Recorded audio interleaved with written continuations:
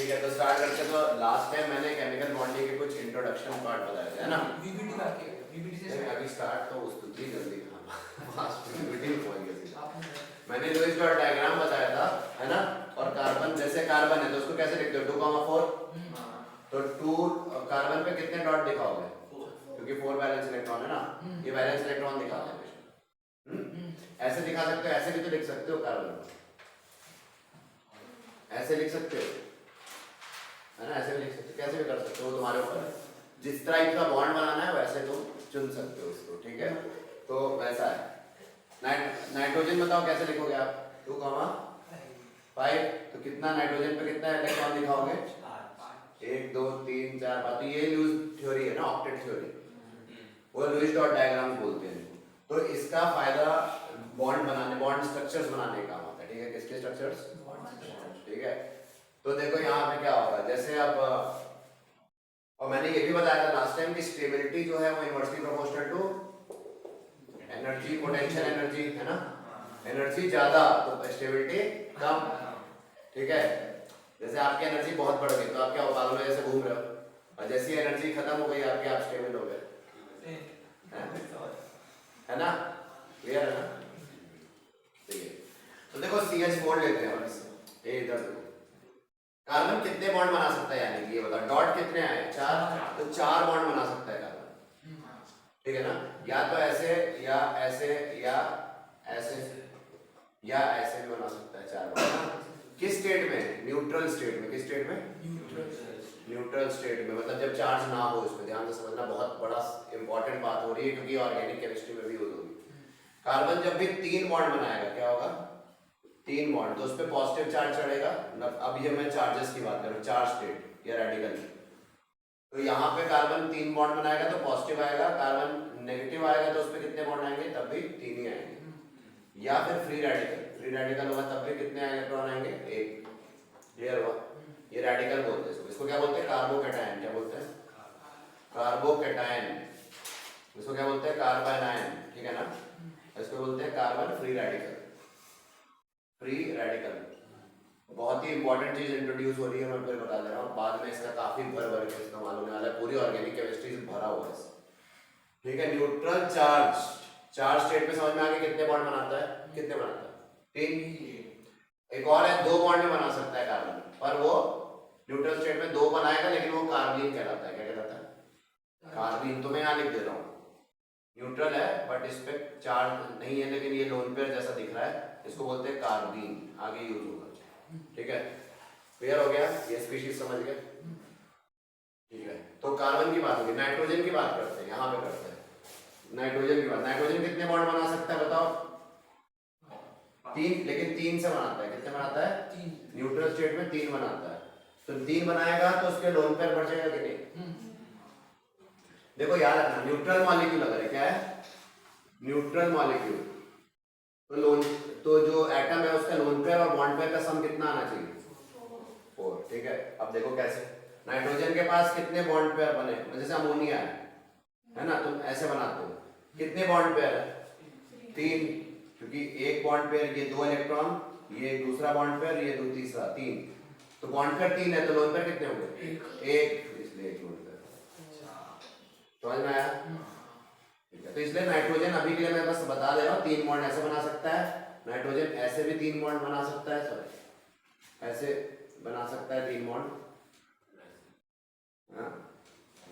ऐसा बना सकता है, और ऐसे ट्रिपल, ठीक है? और नाइट्रोजन पॉजिटिव चार्ज के साथ कितने बॉन्ड बनाता है? 4। पॉजिटिव चार्ज के साथ 4 बॉन्ड, पर कोई लोन पेयर नहीं दिखाना है इसमें। या तो ऐसे बना सकता है या ऐसे बना सकता है। इसमें भी क्या आएगा? पॉजिटिव आएगा। बताओ, यहाँ पॉजिटिव आएगा, आएगा ना? 4 बॉन्ड बना रहा है ना नाइट्रोजन, तो पॉजिटिव आएगा। बताओ नाइट्रोजन में यहाँ पॉजिटिव आएगा क्या? आएगा, क्योंकि 4 बॉन्ड बना रहा है। समझ में आ गया? तो जब भी नाइट्रोजन 4 बॉन्ड बनाएगा उस पर क्या चढ़ा देना? Positive charge. जब भी 2 बॉन्ड बनाएगा उस पर क्या चढ़ाओगे? नेगेटिव, और 1 लोन पेयर बनाओ, है ना? लोन पेयर तो पहले था ना, और या फिर नेगेटिव चढ़ा के लोन पेयर ऐसे भी चढ़ा सकते हो जब डबल बॉन्ड ऐसे बनाए। क्लियर हो गया? ये जो बता रहा हूँ पूरे चैप्टर में काम आने वाली चीजें। दो बॉन्ड के साथ नाइट्रोजन क्या चार्ज आता है? दो बॉन्ड के साथ नेगेटिव, चार बॉन्ड के साथ पॉजिटिव, तीन बॉन्ड के साथ न्यूट्रल।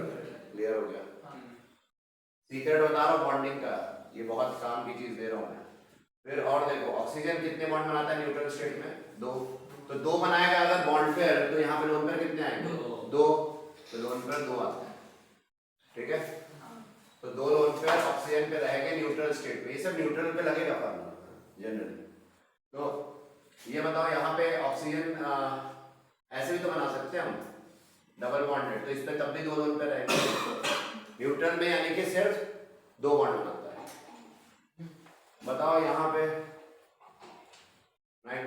ऑक्सीजन तीन बॉन्ड के साथ क्या होगा? बताओ, तीन बॉन्ड पे एक लोन पेयर बच जाता है और एक पॉजिटिव आ जाता है, ठीक है? या तो ऐसे या ऐसे पॉजिटिव और एक लोन पेयर, या ऑक्सीजन ट्रिपल बॉन्ड के साथ पॉजिटिव और एक लोन पेयर, ठीक है? याद रहेगा। और ऑक्सीजन एक बॉन्ड के साथ नेगेटिव, तो कितने लोन पेयर बचे? दो। भाई चार होने चाहिए, सम क्या होना चाहिए? चार। एक बॉन्ड पेयर एक नेगेटिव, दो तीन चार, है ना? नेगेटिव भी हो सकता है ना बॉन्ड पेयर या नेगेटिव चार्ज। तो यहाँ पे हो गया। अब बताओ और कोई तरीका ऑक्सीजन नहीं, तो ऑक्सीजन की भी बात हमने कर ली। तो देख ले एक बार फिर से, कार्बन न्यूट्रल स्टेट में चार बॉन्ड है ना? कार्बन थ्री पॉजिटिव या नेगेटिव या रेडिकल में कितने बॉन्ड? तीन। कार्बन के केस में ये दो बॉन्ड बनाता है। नाइट्रोजन के केस में ये तीन बॉन्ड बनाता है न्यूट्रल स्टेट में, चार बॉन्ड चार्ज के स्टेट में पॉजिटिव और नेगेटिव चार्ज में दो बॉन्ड। ऑक्सीजन न्यूट्रल स्टेट में दो बॉन्ड, तीन बॉन्ड के साथ वो पॉजिटिव और एक बॉन्ड के साथ वो नेगेटिव। क्लियर हो गया? याद रहेगा? तो याद रख लेना, ये नोट कर लो, बहुत इंपॉर्टेंट बात है। ये पूरी केमिस्ट्री में अभी तुम्हें इस्तेमाल होने वाला है।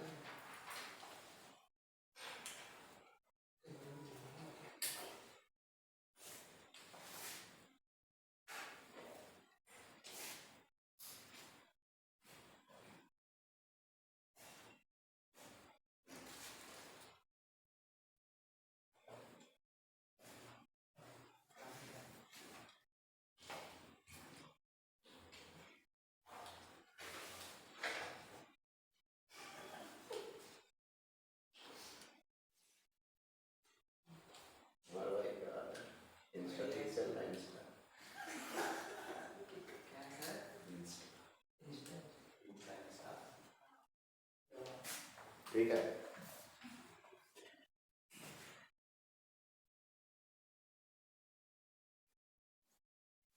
जब हो जाए बता दो, फास्ट करो।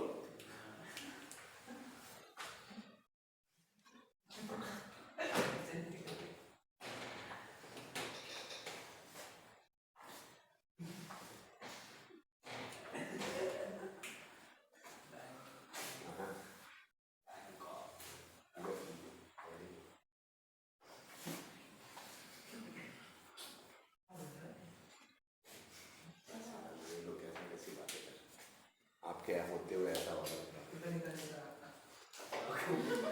आप भी फोटो निकाल लो।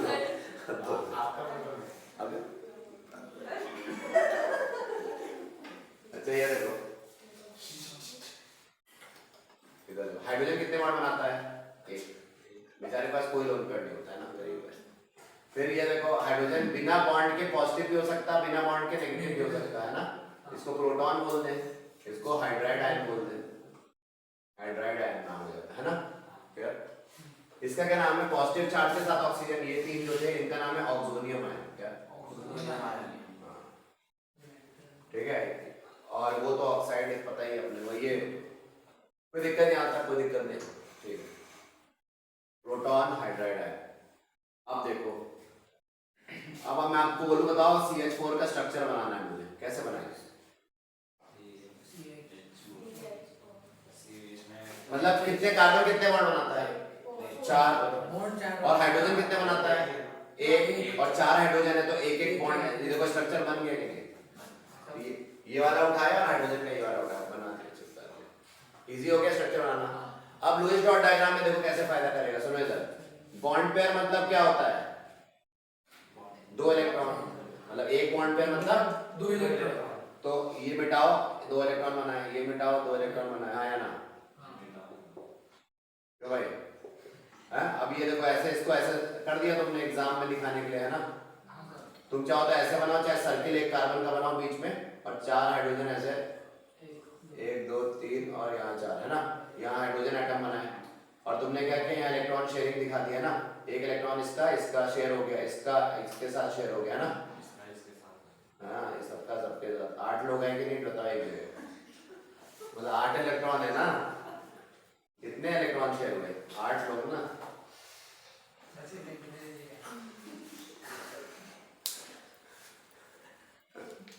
समझ लो 8 लोग के साथ एक कार्बन जो है 8 इलेक्ट्रॉन जो है वो ऑक्टेट रूल कंप्लीट हो गया कि नहीं? वायलेट हुआ क्या?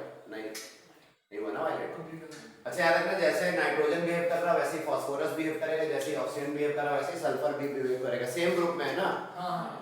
बट एक अंतर है, बताओ वैलेंसी की बात करें, लिथियम बेरिलियम है ना, ये देखो इधर बताओ इसकी वैलेंसी क्या होती है? +1, मतलब ये कितने इलेक्ट्रॉन लूज कर सकता है?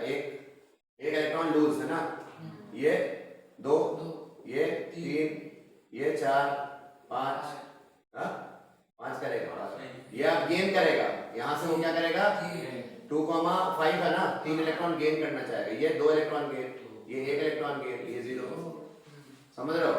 अब थर्ड पीरियड, ये तो सेकंड पीरियड, थर्ड पीरियड में क्या आता है? ये आता है ना? बताओ वैलेंस इलेक्ट्रॉन कितने हैं इसमें क्लोरीन में? मतलब ऑक्टेट के लिए कितने इलेक्ट्रॉन चाहिए? सॉरी ऑक्टेट के लिए कितने इलेक्ट्रॉन चाहिए? 8, टोटल 8 होते हैं। ऑक्टेट मतलब क्या हुआ? 8 इलेक्ट्रॉन्स। तो यहाँ बताओ क्लोरीन के पास वैसे कितने इलेक्ट्रॉन, वैलेंसी कितनी है? क्लोरीन की 1 है तो क्लोरीन की भी क्या होगी? 1, बट ऑक्टेट के लिए 8 चाहिए तो 8 - 1 कर दो, क्या कर दो? कितना आया? यानी कि 1 to 7 इलेक्ट्रॉन ये जो है कैप्चर करना चाहिए, समझ रहे हो आप? 1 इलेक्ट्रॉन टू 7 इलेक्ट्रॉन तक ये हैंडल कर सकता है। ये बताओ 8 - 2 इस ग्रुप में क्या है? 2, तो 6, तो 2 to 6 है ना, इलेक्ट्रॉन कैप्चर कर सकता है। ये 3 to 5, समझ में आ रही बात? ऐसे एंड सो ऑन। ये तो 4 ही करेगा, 4 क्लियर हुआ? ऐसे समझ लो। यहाँ तो पता ही है अपने को, लूज ये सब लूज करने लगेंगे, ये तो लूज करेंगे ना, जैसे ये 3 ये 4 लूज कर रहे थे, या ये 3 लूज कर रहे थे स्पेशली, ठीक है? समझ में आ गया? तो नोट कर लो ये ट्रिक याद रखना। ऑक्टेट के लिए कितने चाहिए? 8 माइनस जो इसका नॉर्मली वैलेंसी है, 8 minus valency will be the range from valency two 8 minus valency, है ना? दिस समझ में आया?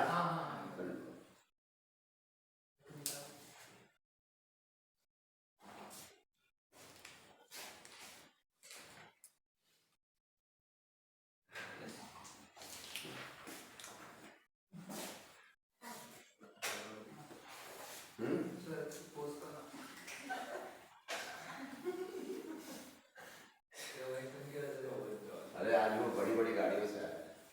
क्या? बड़ी गाड़ी से आया आप वो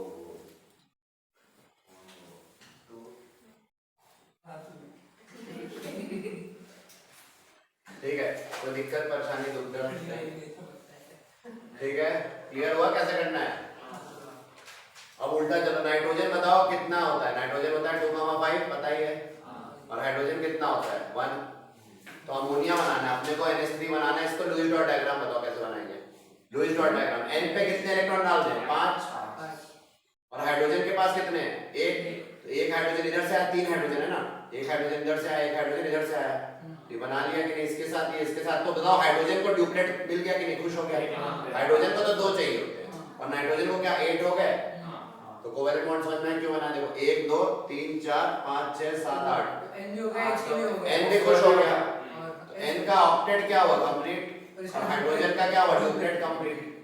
तो अमोनिया का ये स्ट्रक्चर क्यों होता है समझ में आया? अच्छा ये बताओ लोन पेयर है, जो नॉन बॉन्डेड है वो क्या है?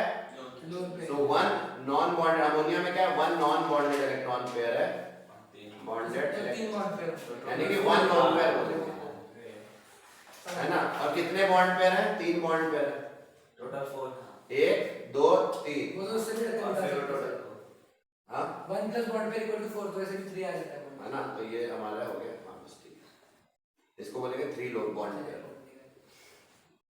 बट ये रूल हमेशा काम नहीं करेगा, lone pair plus bond pair negative 4 ये हमेशा नहीं काम करता है। फास्फोरस वगैरह में फेल हो जाता है। देखो फास्फोरस PF5 है ना, कैसे बनाओगे, ये देखो, ये मान लो ये ऐसा हमने बना दिया, अभी ऐसे ही बना दिया, तुम कैसे बना सकते हो, मैं ऐसे बना रहा हूँ।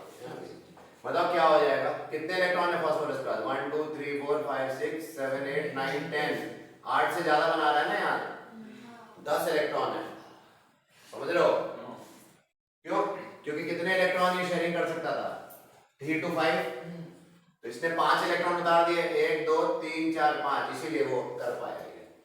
मैंने जो रेंज दिया ना अभी, उसी हिसाब से वो इलेक्ट्रॉन शेयरिंग कर सकता है। क्लियर हुआ, फास्फोरस का रेंज निकाला था मैंने 3 to 5, 3 to 5 में यानी कि 5 इलेक्ट्रॉन भी डाल सकता है, 3 भी डाल सकता है, यानी pH3 अगर है तो उसमें तो 3 डाले इसने, pH3 ऐसी तो दिखेगा, तो उसमें अपने कितने इलेक्ट्रॉन इसने उतारे बॉन्डिंग में, 3, और इसमें कितने उतार दिए बॉन्डिंग में फास्फोरस में, 5। समझ में आया, इसी को एक्सपेंडेड ऑक्टेट कहते हो। क्यों, क्योंकि ये फास्फोरस के पास d ऑर्बिटल खाली पड़े हुए हैं ना, कुछ क्या खाली पड़े हैं, d ऑर्बिटल। जितने भी ये वाले हैं phosphorus, silicon, sorry sulphur, chlorine, इन सब के पास क्या है, d ऑर्बिटल अवेलेबल है, और जब भी d ऑर्बिटल एक्स्ट्रा पड़े होंगे खाली, तो वहां पे इलेक्ट्रॉन बाहर से और जा सकते हैं बॉन्ड बनाने के लिए।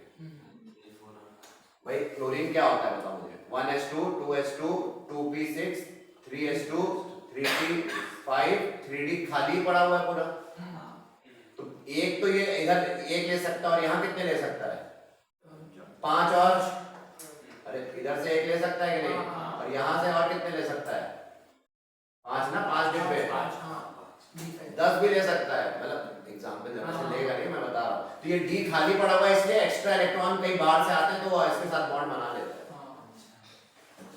फास्फोरस में भी यही होता है, फास्फोरस क्या होता है, 2s2 2p6 3s2 3p3, एक तो P के थोड़े से, P तो चलो भरा है आधा, ये D पूरा खाली तब भी मिल रहा है, फास्फोरस में भी यही हो रहा है ना। तो जब जब d ऑर्बिटल होंगे वहां एक्सपेंडेड ऑक्टेट का केस हो सकता है, मतलब एक्स्ट्रा बॉन्ड भी बन सकते हैं, ये ऑक्टेट रूल फेल हो गया ना यहाँ पे।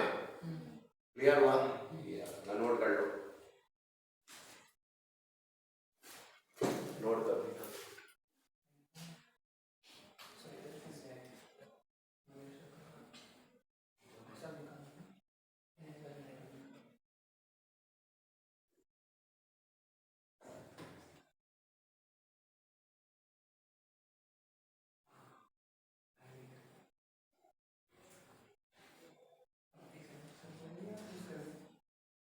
हो गया,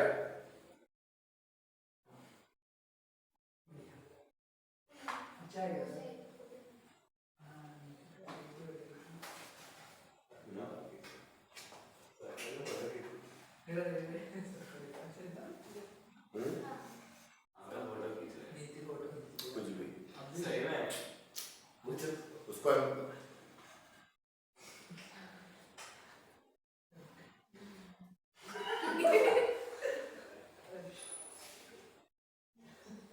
देखो इधर नेक्स्ट, तो थोड़ी तो जो इज्जत बची बची वैसे तो कोई बचाए तो वो नहीं, लेकिन थोड़ा मोड़ा जो बचा उसके लिए तो ठीक है। क्लियर हो गया,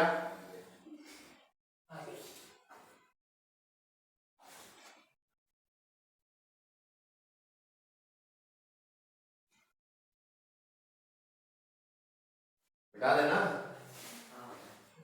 तो फील आ ही गया होगा ठीक है। अब ये देखो जैसे SF4 आया, SF4 को कैसे बनाओगे बताओ, सेंट्रल एटम कौन है, S है, तो S के कितने इलेक्ट्रॉन होते हैं बताओ, वैलेंस 2,8,6 लिखते हो ना, तो सल्फर को 1 2 3 4 5 6 लिख सकते हो। मैं थोड़ा और ऐसे एक एक इलेक्ट्रॉन निकाल देता हूँ, मैं 6 इलेक्ट्रॉन बढ़ने तो मैं 3 ऐसे 4 को पहले एक एक दे देता हूँ, है ना, और 2 मैं ऐसे एक इधर डाल दे रहा हूँ, एक कहाँ डाल इधर ऐसे इधर ही 2 डाल, ठीक है, ऐसे कर लो, ठीक है। अब बताओ SF6 बनाना है मुझे, अब SF4 सॉरी SF4 बनाना है, कितने फ्लोरीन, फ्लोरीन के पास कितने होते हैं, 7 होते हैं ना, फ्लोरीन क्या होता है 2,7, है ना? तो फ्लोरीन के पास कितने होंगे? 1 2 3 4 5 6 7 है ना? हाँ इसी तरह एक और फ्लोरीन है 1 2 3 4 5 6 7, फिर यहाँ पे एक बना देना 1 2 3 4 5 6 7 और एक और फ्लोरीन बना दो, यहाँ पे बना दो, कहाँ बना दो? यहाँ बना दो 1 2 3 4 5 6 7। अब इसको इसके साथ क्लब किया है ना, इसको इसके साथ क्लब किया, इसको इसके साथ क्लब किया। अब ध्यान देना, तो बताओ सल्फर के पास कितने इलेक्ट्रॉन शेयर हो गए? 10। 10 हाँ देखो 1 2 3 4 5 6 7 8 और 9 10 पहले से ही 2 है, तो ये लोन पेयर है ना, ये क्या है? ये तो लोन पेयर हो गया, ठीक है, ये लोन पेयर है। और बॉन्ड पेयर कितने हैं? 4 बन गया। अब यहाँ पे वो रूल नहीं रहा है ना, वो वाला नहीं आएगा यहाँ पे। एक्सपेंडेड ऑक्टेट जहाँ होगा वहाँ रूल फेल हो जाएगा, क्योंकि क्यों? सल्फर के पास क्या है? डी ऑर्बिटल है, इसलिए वो एक्स्ट्रा बॉन्ड भी फॉर्म कर रहा है ना। हाँ, लेकिन फ्लोरीन में तुम वो रूल लगा सकते हो। फ्लोरीन क्या कितने कितने बॉन्ड पेयर है फ्लोरीन पे? एक बॉन्ड पेयर और प्लस लोन पेयर निकालने और प्लस 4, तो लोन पेयर कितने आ गए? 3 है भी हर फ्लोरीन पे 3 3 फ्लोरीन पे निकाल सकते हो, क्योंकि फ्लोरीन के पास डी ऑर्बिटल नहीं है। क्लियर हुआ? क्लियर हो गया? फील आ गई? तो ये SF6 का SF4 का स्ट्रक्चर, ये देखो SF4 को मैं ऐसे शॉर्ट में बना सकता हूँ, थोड़ा ये इंसानियों वाला देखने में, हैं? ऐसा बना सकता हूँ कि नहीं? पक्का क्लियर? कैसे बना? क्योंकि 2 इलेक्ट्रॉन होंगे तो एक बॉन्ड बनता है, नोट कर लो फिर। तो लुईस डॉट डायग्राम मैंने समझा दिया कैसे करना है।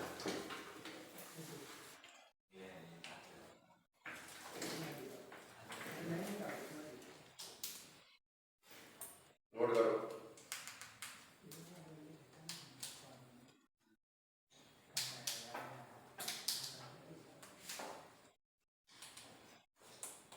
पहले आ गया कर लेना।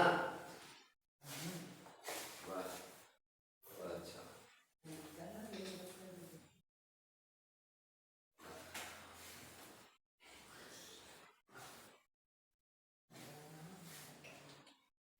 करे?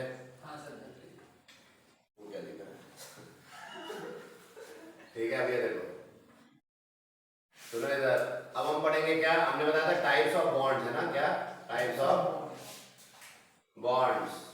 तो कौन कौन से हमारे पास बॉन्ड होते हैं? कुछ स्ट्रॉन्ग बॉन्ड्स हो सकते हैं और कुछ क्या हो सकते हैं? वीक बॉन्ड्स हो सकते हैं ना। एक्चुअली में वीक बॉन्ड्स या वीक फोर्सेस होते हैं, वो बॉन्ड में नहीं होते, वो एक्चुअली में क्या होते हैं? फोर्सेस। तो हमारे स्ट्रॉन्ग बॉन्ड में क्या है? आयनिक बॉन्डिंग है ना, आयनिक बॉन्ड। और सेकंड कोवेलेंट बॉन्ड। ये सब एक्चुअल बॉन्ड है, हाँ, मतलब इनमें अट्रैक्शन भी होता है और बॉन्ड भी बनते हैं, ये स्ट्रॉन्ग है ना। फिर कोऑर्डिनेट बॉन्ड है ना, मेटेलिक बॉन्ड, ये सब क्या है? स्ट्रॉन्ग बॉन्ड बनाते हैं। कोई दिक्कत? ठीक है। और वीक बॉन्ड में क्या क्या आता है वो देखो। वीक बॉन्ड में वैन डर वाल फोर्स आएगा, पहला क्या आएगा? याद रहेगा वैन डर वाल फोर्स क्या होता है? बोलो क्या होता है? बोले क्या होता है? वैन डर वाल फोर्स और हाइड्रोजन बॉन्डिंग, क्या? वैन डर वाल फोर्स ऑफ अट्रैक्शन, जिसको हम लंदन फोर्सेस भी कहते हैं, और हाइड्रोजन बॉन्डिंग, है ना। और भी होते हैं dipole dipole dipole induce dipole, ढेर सारे, वो स्टेट्स ऑफ मैटर में आगे करेंगे, ठीक है? ये आगे थोड़ी देर बाद देखेंगे इसको। तो बताओ इनकी एनर्जी क्या होती है? 200 to 400 किलो जूल्स। इनकी बॉन्ड स्ट्रेंथ की रेंज कितनी होती है? 200 to किलो जूल पर मोल बॉन्ड एनर्जी। इतनी एनर्जी दोगे तब ये बॉन्ड टूटेंगे, ये मतलब इतना आसानी से नहीं टूटेंगे। और इसकी, हाँ, और इसकी 2 to 40 किलो जूल पर मोल, क्या? तो ये इतने कम एनर्जी देने में टूट जाएंगे और ये इनको बहुत एनर्जी देनी पड़ेगी, इसलिए स्ट्रॉन्ग बॉन्ड्स बनाते हैं। क्लियर हो गया? ये बात तो नोट कर सकते हो। पहले तो हमें कौन से करने हैं बताओ? पहले हमें सारे ही बॉन्ड ये जितने लिखे सब करने हैं। इसमें भी ये दोनों बहुत इंपॉर्टेंट है और ये बहुत इंपॉर्टेंट है। ये हम लोग क्लास 12 में एक चैप्टर ही है कोऑर्डिनेशन कंपाउंड, उसमें डिटेल में देखते हैं। और मेटलिक बॉन्ड DNF ब्लॉक में आता है क्लास 12 में। और ये स्टेट्स ऑफ मैटर और आगे देखने, ये हमने पढ़ाया भी हुआ है। वैन डर वाल रेडियस याद करो, 2 मॉलिक्यूल, न्यूट्रल मॉलिक्यूल में लगता है किसके? 2 नॉन पोलर मॉलिक्यूल में। किसमें? नॉन पोलर मॉलिक्यूल के बीच में जो फोर्स लगती है अट्रैक्शन, वो क्या होती है? वैन डर वाल फोर्स ऑफ अट्रैक्शन, ठीक है ना।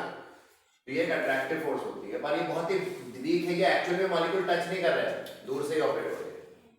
यहाँ पे क्या हो रहा है, एक्चुअल टच हो रहा है, ठीक है, नोट कर लो।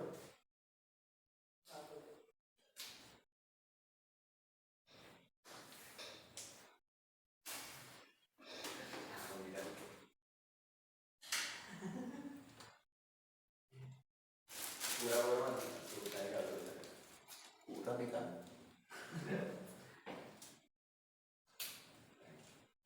करें आगे।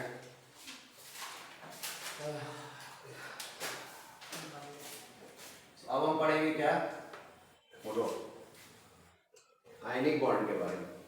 तो पहला टाइप ऑफ बॉन्ड है हमारा सिलेबस में जो है वो आयनिक बॉन्ड है।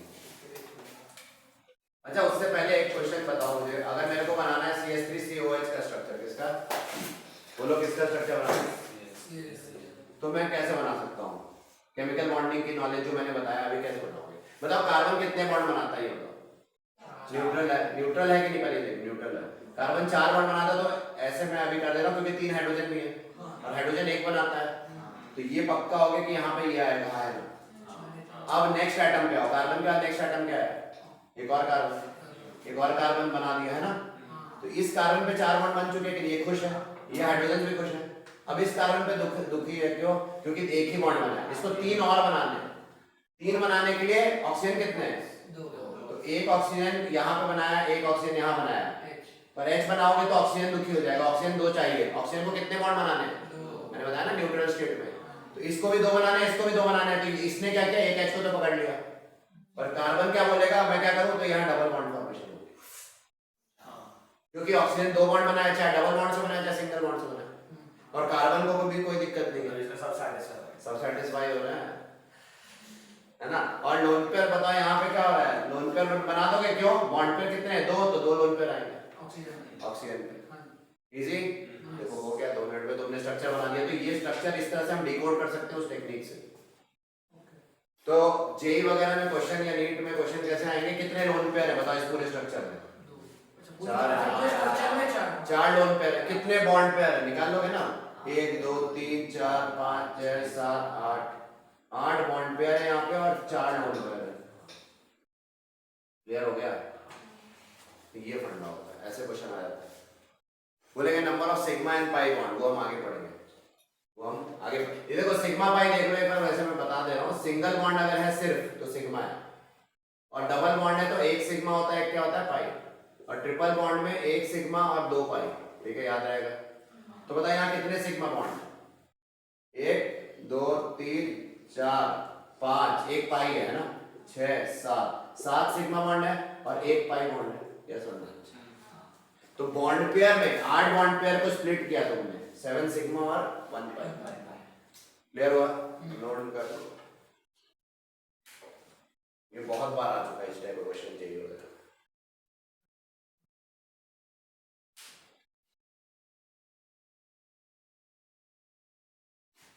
ठीक है, एक और क्वेश्चन करते हैं। मान लो तुमको ये दो CH2N2 का स्ट्रक्चर बनाओ, इसका CH2N2 कैसे बनाओगे, तो पहले C बनाया और N बना दो, और इस C पे 2 हाइड्रोजन तो होंगे, कोई दिक्कत।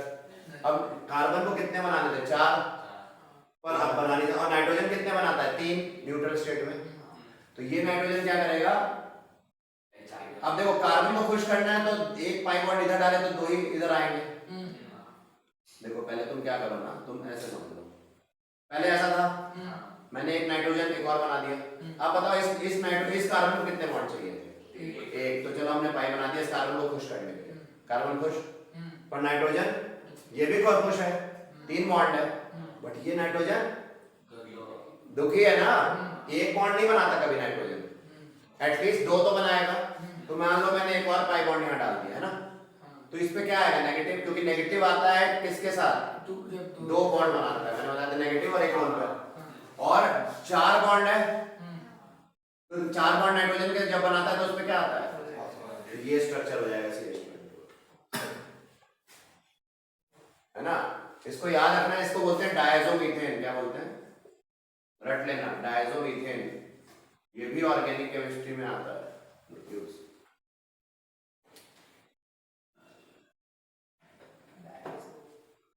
और डायज़ोमीथेन की खासियत है, इसी से हमें आगे ऑर्गेनिक केमिस्ट्री में वो कार्बीन मिलेगा। कार्बीन बनाया था, 2 बॉन्ड बना के एक लोन पेयर, कौन सा कार्बन दे सकता है? CH2 है ना, ये कार्बन दे सकता है। तो ये हम आगे यूज करेंगे कार्बन बनाने में।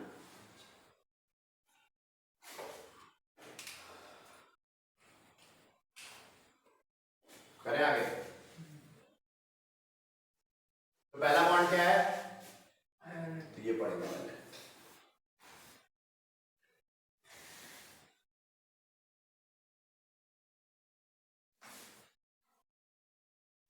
आयनिक बॉन्ड देखो, आयनिक बॉन्ड किसे कहते हैं?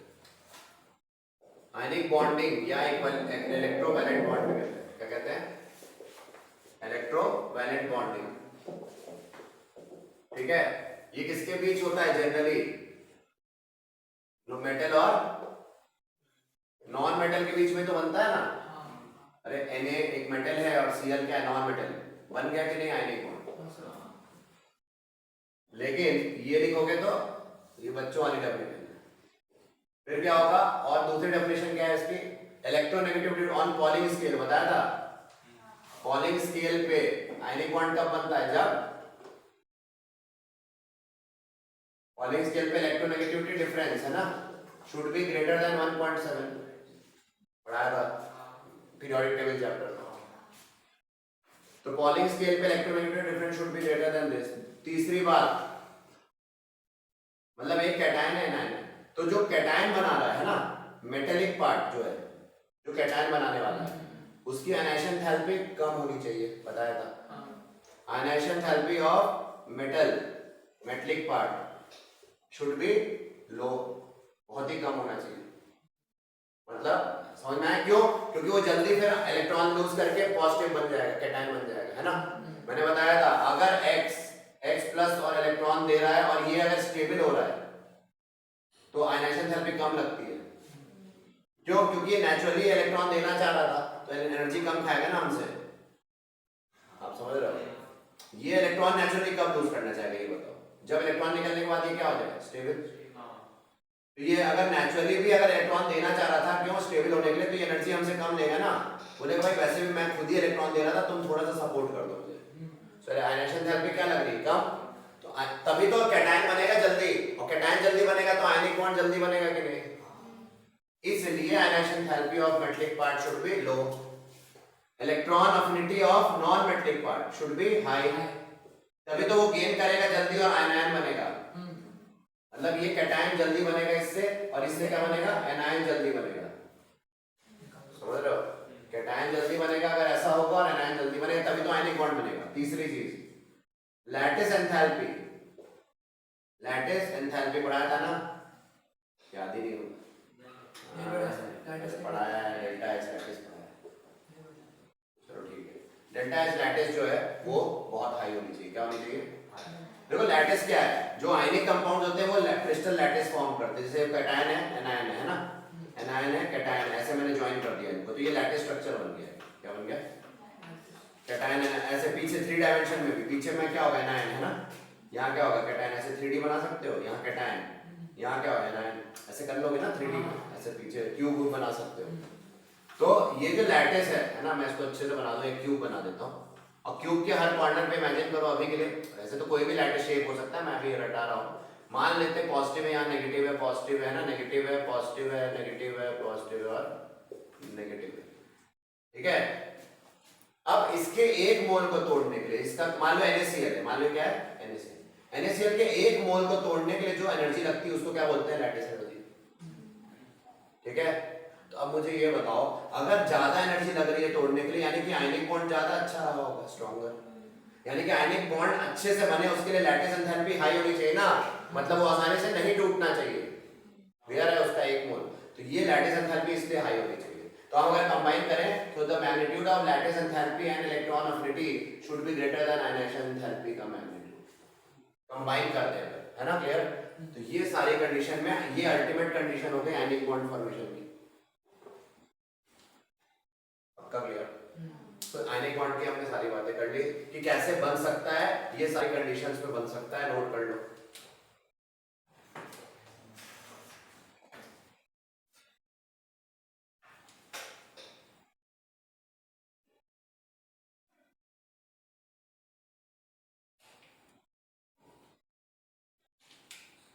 आयनिक कैरेक्टर किस पे प्रोपोर्शनल है? Directly proportional to electronegativity difference, है ना?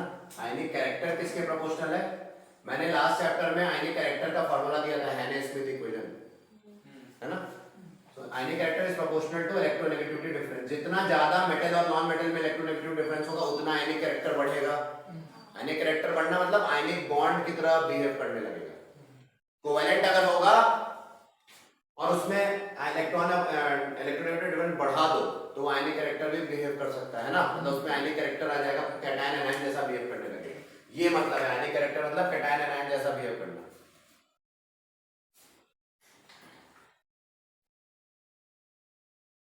लैटिस एंथैल्पी किस पे डिपेंड करता है?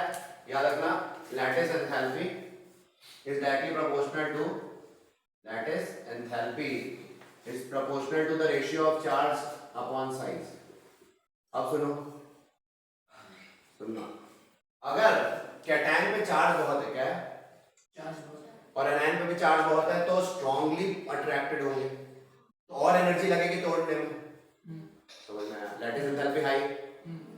और अगर साइज छोटा है कैटायन का, मतलब इनके साइज क्या है, कम है, तो चार्ज डेंसिटी बढ़ गई ना, छोटे स्पेस में ज्यादा चार्ज बढ़ गया मतलब चार्ज डेंसिटी बढ़ गई ना।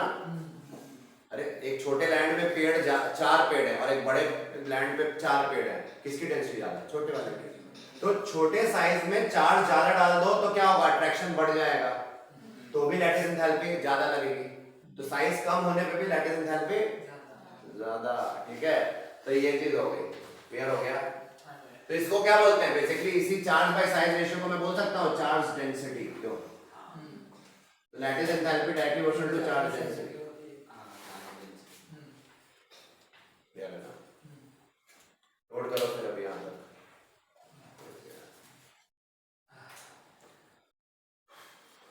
बहुत करें।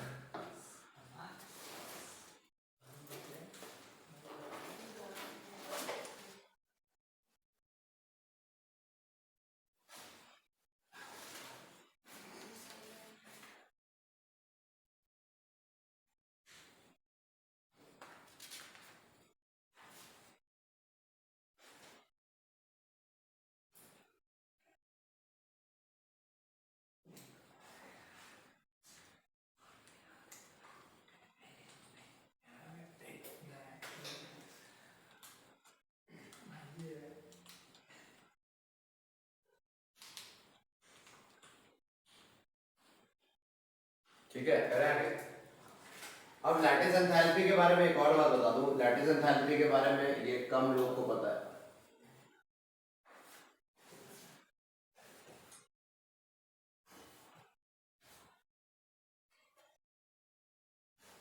कि it is directly proportional to lattice enthalpy जो है उसकी वैल्यू, ध्यान देना,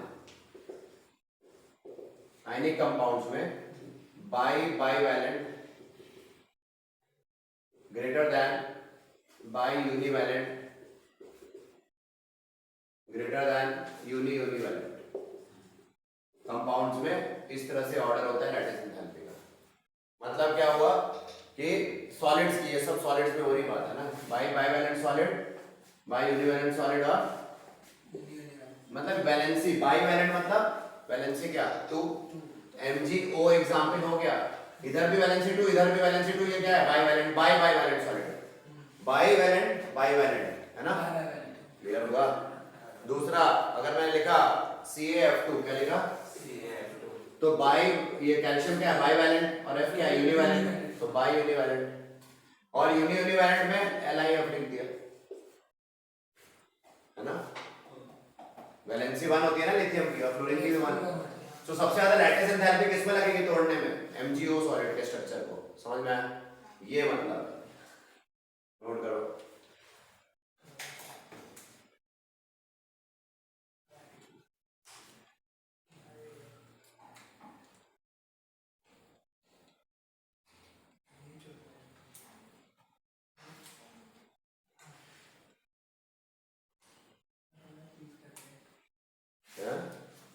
अब जरूरी नहीं क्या, अब जरूरी नहीं कि ये जो कैटायन बने, है ना, जो कैटायन बनता है ना वो हमेशा मेटल का ही कैटायन हो, जरूरी नहीं है। मेटल का भी कैटायन हो सकता है और जैसे अमोनियम आयन किसका है, नॉन मेटल का है ना। अमोनियम आयन में देखो नाइट्रोजन भी नॉन मेटल, हाइड्रोजन भी क्या है, नॉन मेटल, नॉन मेटल से बना हुआ है। तो इस टाइप के भी कैटायंस हो सकते हैं जो आयनिक बॉन्ड फॉर्मेशन में आए। NH4Cl सुना है ना सॉल्ट, उसमें NH4+ ही तो होता है कैटायन, है ना। तो याद रखना कैटायन जरूरी नहीं सिर्फ मेटल का हो, नॉन मेटल के भी कैटायन बनते हैं, जैसे UO2 2+ या UO2 2+ एंड सल्फेट, ये भी आयनिक है। अब यहाँ मेटल नॉन मेटल दोनों साथ में है। इस कैटायन में क्या है, यूरेनियम भी है और ऑक्सीजन भी है। तो मेटल और नॉन मेटल मिलकर कैटायन बना रहे हैं, है ना। ठीक है ना, समझ में आया। यूरेनियम का जो कंपाउंड है, क्या नाम है इसका, यूरेनिल सल्फेट। क्या नाम है, यूरेनिल सल्फेट। ऐसे भी कंपाउंड एग्जिस्ट करते हैं जो आयनिक होते हैं, याद रखना। यहाँ पे जैसे NH4Cl है, इसमें क्या है, ये पार्ट पॉजिटिव है, कैटायनिक है। बाकी ये तो पता ही है, जैसे NaCl, ये तो मेटल और नॉन मेटल में आयनिक बॉन्ड। तो आयनिक बॉन्ड के लिए ऐसे भी आयनिक बॉन्ड्स बन सकते हैं, मैं ये बताना चाहता हूँ। ठीक है, नोट कर लो। जरूरी नहीं मेटल, जनरली लिखा है ना metal non metal, but non metal and non metal के बीच में भी हो सकता है, प्रोवाइडेड नॉन मेटल ने क्लस्टर बना लिया है ना पॉजिटिव का, ये मतलब है।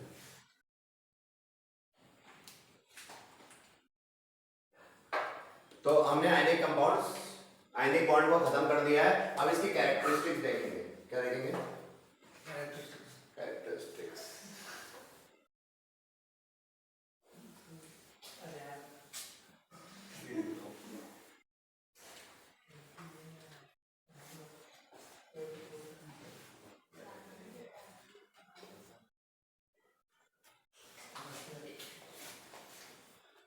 लिख लो कैरेक्टरिस्टिक्स ऑफ आयनिक बॉन्ड।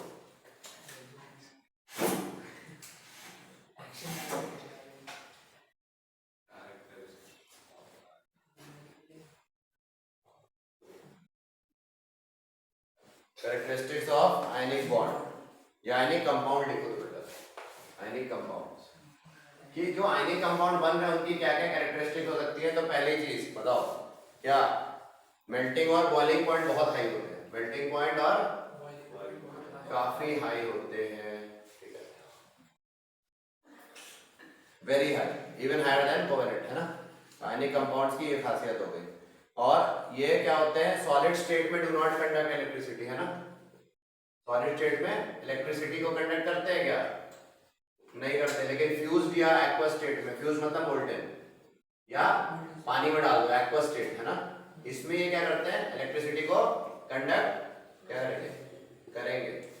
तो they are good conductors in molten. पिघला दो नमक को, PbCl2 था ना 10th में आपके, उसको पिघला दो तो इलेक्ट्रोलाइट की तरह काम करता है, PbBr2, है ना। और ये NaCl को पानी में डाल दो तो भी इलेक्ट्रोलाइट है ना। इलेक्ट्रोलिसिस, वाटर के इलेक्ट्रोलिसिस, ब्राइन के इलेक्ट्रोलिसिस, ब्राइन सॉल्यूशन।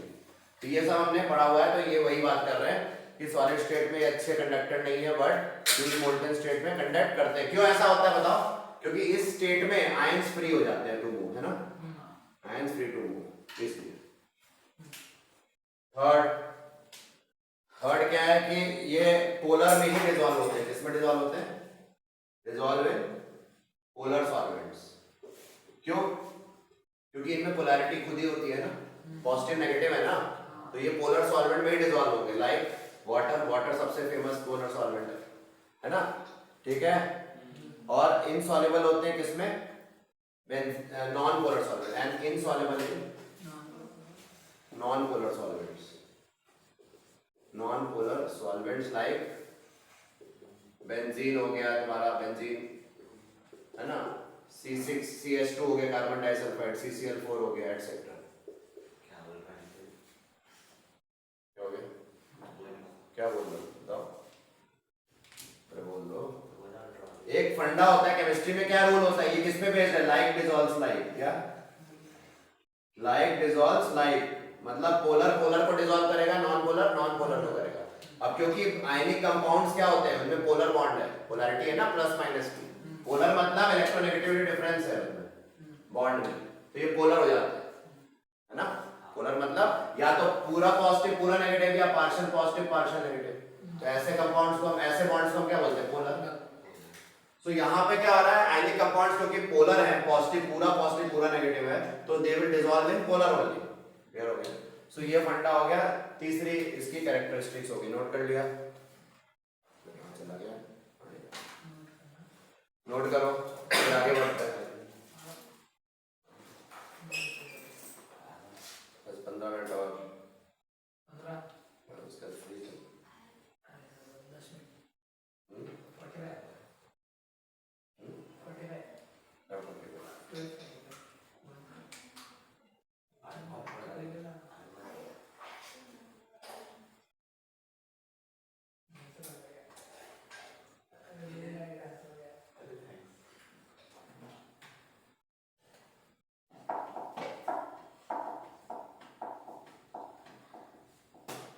गरीब डांस है। ठीक है, क्लियर है? अच्छा, ये किस पे बताओ, ऐसा क्यों होता है? पानी में क्यों डिसॉल्व करता है? अगर आयनिक कंपाउंड हम बात करें, है ना, तो यहाँ पे बहुत बड़ा कॉन्सेप्ट आ रहा है। अभी पानी में डिसॉल्व अगर कर रहा है आयनिक कंपाउंड, तो आयन डायपोल इंटरेक्शन की वजह से भी कर रहा होगा कहीं ना कहीं। क्या, कौन सा इंटरेक्शन? Ion dipole interaction. कैसे? जब सोडियम क्लोराइड को तुमने पानी में डाला, ध्यान दो, तो ये डिसॉल्व क्यों कर गया? इसके कई रीजन है। एक तो आयन डायपोल इंटरेक्शन है ना, दूसरा high dielectric constant of water, high dielectric constant है ना ऑफ वाटर, है ना, एप्सिलॉन वैल्यू जो होती है 80 के आसपास होती है, 81 लिख दिया मैंने, ठीक है। और तीसरा रीजन क्या होता है कि इसकी हाइड्रेशन एंथैल्पी बहुत हाई होती है, या ये एक्सटेंट ऑफ हाइड्रेशन बहुत ज्यादा होता है। ये तीन रीजन है कि कोई चीज सॉल्युबल होती है किसी चीज में, है ना। और भी चीजें, लैटिस एंथैल्पी क्या हो, कम हो तो भी डिसॉल्व जल्दी करेगा, बट लैटिस एंथैल्पी तो हाई है आयनिक कंपाउंड की, तो हम इस पे उतना ट्रस्ट नहीं करेंगे। हम किस पे डिपेंड करेंगे भाई? आयन डायपोल इंटरेक्शन अच्छा हो जाए, मतलब अगर टूट गया, हाँ, तो फिर आयन डायपोल इंटरेक्शन अच्छा हो जाए तो डिसॉल्व हो जाएगा, या हाइड्रेशन ज्यादा हो जाए, या हाई डाइलेक्ट्रिक कांस्टेंट हो जाए। वाटर तो है ही हाई डाइलेक्ट्रिक कांस्टेंट। डाइलेक्ट्रिक का मतलब क्या होता है? Non conducting. क्या? इंसुलेटिंग मत बोलना, क्या बोलोगे? हाँ, conductors, dielectrics and insulator. Conductor क्या होता है? Conducting. Dielectrics are non conducting और इंसुलेटर्स आर इंसुलेटिंग, मतलब वो भी नॉन कंडक्टिंग है प्लस वो इंसुलेट भी करते हैं। ठीक है, क्लियर हो गया? सो ये चीज है, याद रखना। तो वाटर के अंदर कोई भी आयनिक कंपाउंड डिसॉल्व होगा तो ये तीन फैक्टर्स बहुत इंपॉर्टेंट है अपने लिए। और चौथा भी था, लेकिन क्योंकि लैटिस एंथैल्पी ऑलरेडी हाई है तो उसको हम उतना वैल्यू अभी नहीं दे रहे। हाँ, लैटिस एंथैल्पी बताओ, इनमें से कौन जल्दी पानी में डिसॉल्व करेगा? है ना, क्योंकि उसकी लैटिस एंथैल्पी कम है और हाइड्रेशन भी ज्यादा है। हम बोलेंगे लिथियम फ्लोराइड में हाइड्रेशन लिथियम आयन का वैसे तो उतना नहीं है, बट ठीक है, क्योंकि साइज छोटा है ना लिथियम आयन का, तो हाइड्रेशन भी काफी हाई है, कोई काम नहीं है ना। अभी देखेंगे हाइड्रेशन और इन सब का मतलब हमने समझेंगे। पीरियोडिक में बताया था हाइड्रेशन का मतलब। हाइड्रेशन गैसियस स्टेट में आयंस का साइज अलग होता है और एक्वस में क्या अलग, क्योंकि वो हाइड्रेट हो जाते हैं तो डिसॉल्व हो जाते हैं ना, उनकी मोबिलिटी कम हो जाती है। मोबिलिटी मतलब मूवमेंट, बताया था। हाँ, तो ये सारी चीजें नोट करो। ये हम लोग अभी तीसरी प्रॉपर्टी हो गई किसकी, यानी अभी हम इसको डिटेल में देखेंगे, ये सारी चीजें हम समझेंगे, डोंट वरी, ये सब हम समझ में अभी डिटेल में देखेंगे। यहां तक हो गया। और चौथी कैरेक्टरिस्टिक क्या है? It is non directional. It is non directional. Ionic compounds के उनमें जो बॉन्ड होता है वो कैसा होता है? नॉन डायरेक्शनल बॉन्ड्स होते हैं, ठीक है। therefore they do not exhibit stereoisomerism. They do not exhibit क्या? Stereoisomerism.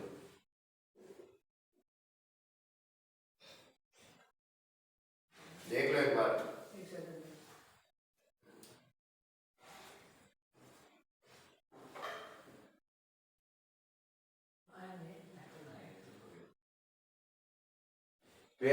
नॉन डायरेक्शनल कैरेक्टरिस्टिक मतलब कि देखो NaCl बन रहा है तो मैं किसी भी डायरेक्शन में Na+ के रिलेटिव रिस्पेक्ट में Cl- यहां बना दूं तो भी ऐसे लिख सकते हो, चाहे ऐसे लिख दो, है ना। कोई फिक्स डायरेक्शन में तो लिखने की जरूरत नहीं है ना, कैसे भी लिख दो। इसलिए इसको बोलते हैं क्या, मतलब उससे कोई ज्योमेट्री नहीं बन रही, इसकी कोई क्या है ऑक्टाहेड्रल टेट्राहेड्रल शेप आ रहा है क्या? कुछ नहीं ना, तो इसलिए बोल दिया इसकी कोई डायरेक्शन की जरूरत नहीं है, इसके बॉन्ड की कहीं भी बना दो। और इसी कारण से वो क्योंकि उनके शेप्स ज्योमेट्री प्रॉपर नहीं है तो स्टीरियो आइसोमेरिज्म शो नहीं करते। ये हम आगे पढ़ेंगे ऑर्गेनिक केमिस्ट्री में और कोऑर्डिनेशन कंपाउंड में क्या कि स्टीरियो आइसोमेरिज्म क्या होता है। स्टीरियो मतलब जो ओरिएंटेशन के कारण जो डिफरेंस आ जाए उनकी आइसोमेरिज्म में, वो हम लोग अभी नहीं पढ़ना, टेंशन ना लो, पहले अभी ये सुन लो, ठीक है। तो ये भी हो गया फोर्थ प्रॉपर्टी। फिफ्थ प्रॉपर्टी क्या है? फिफ्थ प्रॉपर्टी ये है कि आयनिक कंपाउंड्स के जो रिएक्शन होते हैं वो फास्ट होते हैं। आयंस क्योंकि फ्री होते हैं मूव करने में, सो आयनिक रिएक्शंस भी फास्ट होते हैं। Reactions are fast. व्हाई? जैसे NaCl को अगर मैंने सिल्वर नाइट्रेट के साथ कराया है ना रिएक्ट, तो AgCl का तुरंत पीपीटी मिल जाएगा, immediate white precipitate of AgCl। क्यों? क्योंकि आयन एक्सचेंज हो गया। Na किसके साथ चला गया? नाइट्रेट आयन, और Ag किसके साथ चला गया? Cl के साथ। सोडियम नाइट्रेट क्या होता है? ये तो सॉल्युबल होता है पानी में, all nitrates are soluble in water. तो ये तो पानी में डिसॉल्व हो जाएगा, ये प्रेसिपिटेट कर जाएगा व्हाइट पीपीटी। तो आयनिक रिएक्शन ही तो है, डिस्प्लेसमेंट हो रही है यहाँ पे डबल। क्लियर? ये फास्ट होती है। फिफ्थ प्रॉपर्टी हो गई आयनिक कंपाउंड्स की कि वो फास्ट आयनिक रिएक्शंस देते हैं, ठीक है। बाकी नेक्स्ट क्लास में कर लेंगे।